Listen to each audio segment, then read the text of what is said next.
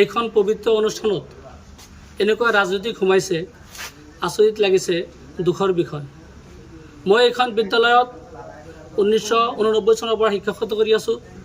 এনেকুৱা প্ৰেচিডেণ্ট সোমোৱাৰ পিছত এইখন বিদ্যালয়ৰ সভাপতি আদম খানে সোমোৱাৰ পিছত এইখন বিদ্যালয়ত অৰাজকতাৰ সৃষ্টি হৈছে।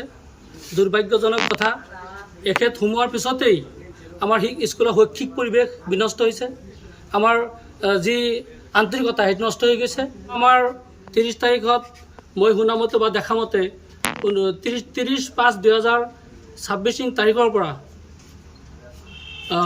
বালাগাঁও সমবায়ৰ পৰা আমাৰ এইখন বিদ্যালয়ৰ ভাৰপ্ৰাপ্ত প্ৰধান শিক্ষক ৰফিকুল ইছলামে চাউল উঠাই লৈ আহিছে আৰু সেইমতে ৰাইজে ধৰাৰ পিছত নাইবা এইখন বিদ্যালয়ৰ SMDCৰ কিছুমান সদস্য আছে, এখেতসকলে ধৰাৰ পিছত আমাৰ এইখন বিদ্যালয়ত 30/6/2026 তাৰিখত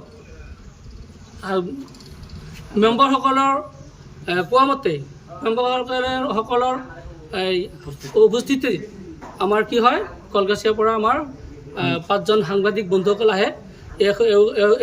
এখেতসকলে আহি আমাৰ প্ৰত্যেকখন স্কুলৰ প্ৰতিটো ৰুম ডোৰ টু ডোৰ ঘূৰি ঘূৰি তদন্ত কৰে আৰু সেই তদন্ত মৰ্মে এইখন বিদ্যালয়ত 1.5 বস্তা চাউল পায়। এইখন মই জানো।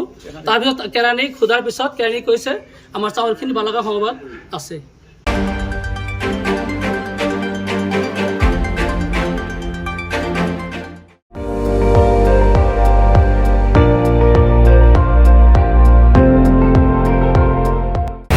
আপুনি চাই আছে ND24, সৰ্বশ্ৰেষ্ঠ নহয় সৰ্বোত্তমৰ দৌৰত।